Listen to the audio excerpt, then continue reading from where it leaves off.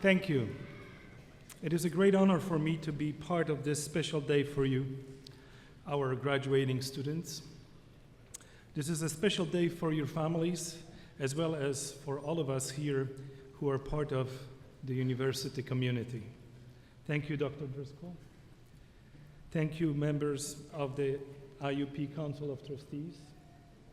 Thank you, the guests of the platform party. So what should I tell you? Should my speech be inspiring? If you are not already inspired by a day like this, will you ever be inspired? I believe you don't need an inspiration. You need to be challenged. Let's start with this question. What phrase or what sentence will be the most often spoken today among yourselves? Any ideas? How about, I did it. I did it. Yes, you did it. Congratulations. We are very proud of you. You did it. But how did you do it?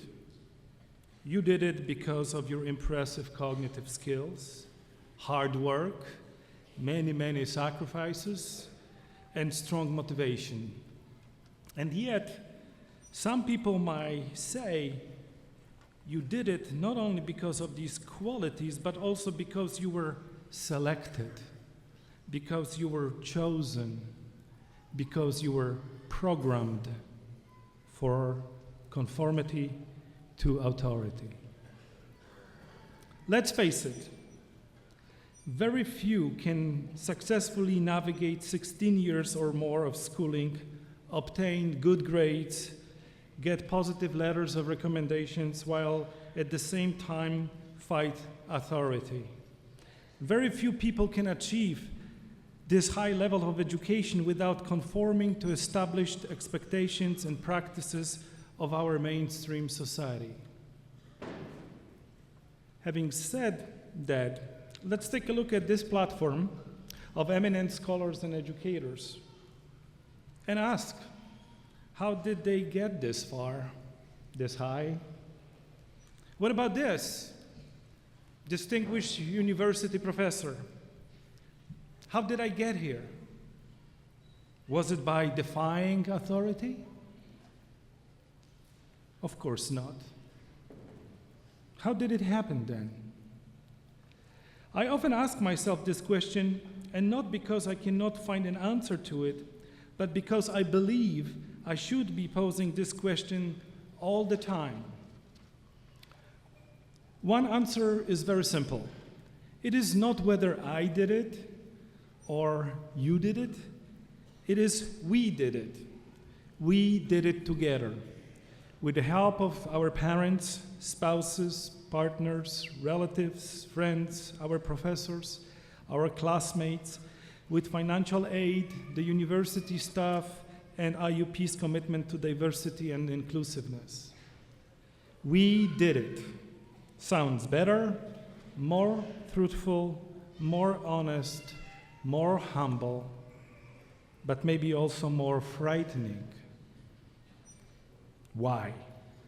Because now comes payback time. And how do we want you to pay it back? You have choices just like on the test. A, you can conform. B, you can reform. C, you must have the wisdom to know the difference. Or D, all of the above. You are now one of us, and you are now a part of a very powerful group, in-group. Statistics show that about 33% of Americans within ages of 23 to 29 have at least a bachelor's degree. This is a respectable number, and it continues to rise, but you should also realize that 2/3 of your peers are not in these 33%. Whom should you pay it back?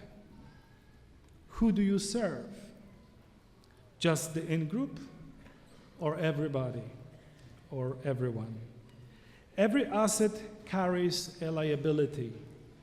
Your great asset is your education, your newly acquired social standing. The liability of that asset is your understandable desire to maintain the status quo you achieved and propensity to conform to it. So please remember and never forget this: you earned enough credits, literally and figuratively, to pay back by reforming the status quo rather than conforming to it. The problem is that reforming is difficult and conforming is easy. Pressures to conform will begin on Monday with your new business suit, with your leather portfolio case, with your resume printed on linen paper. Watch out for these symptoms. Watch for signs of complacency, complicity, and conformity. When you speak about us versus them, you may have a problem.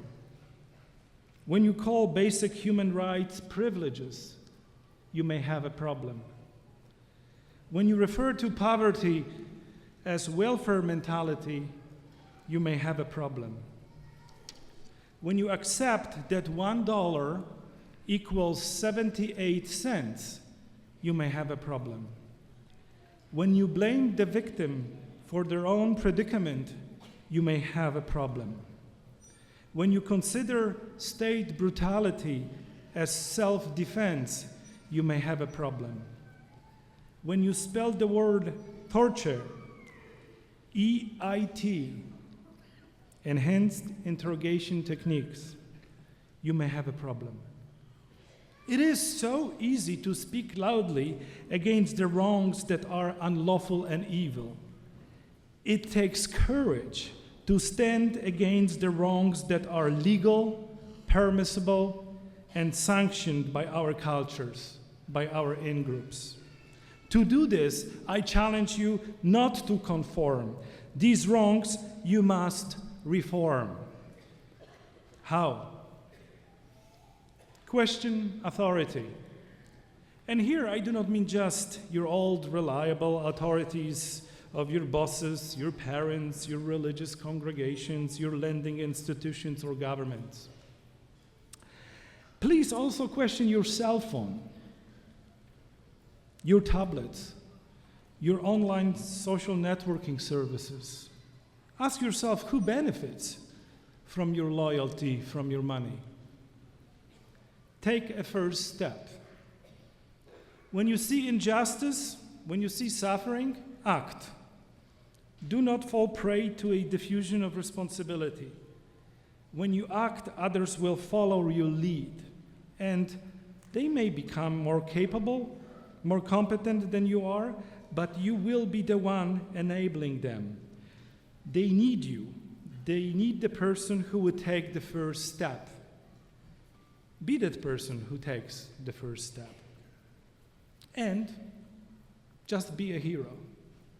You don't need strong muscles or supernatural bravery to be a hero.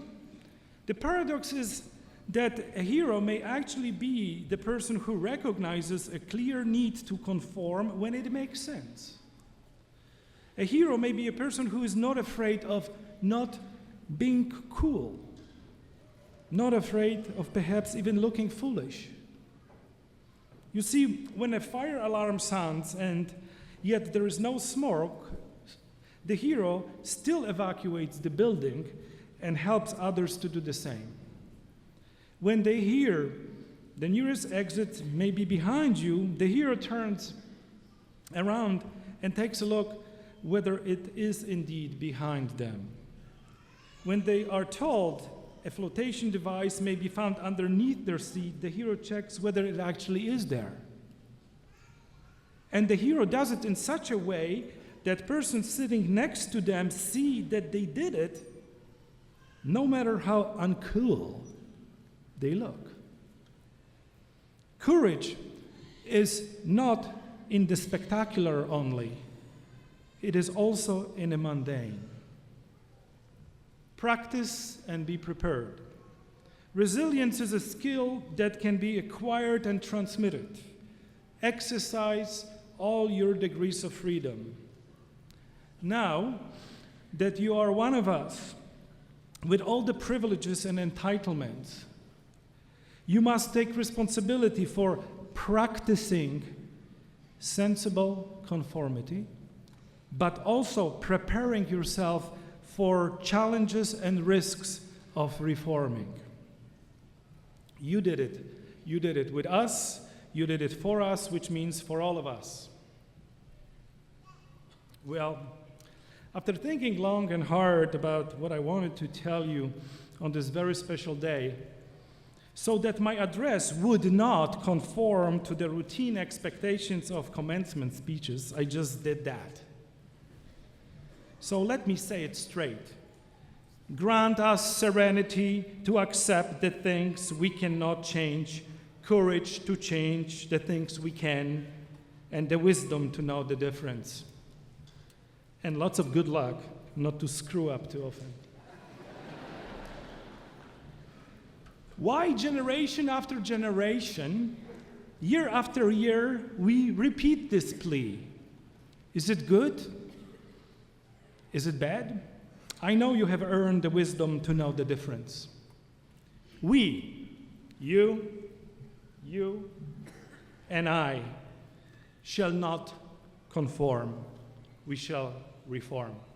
Thank you.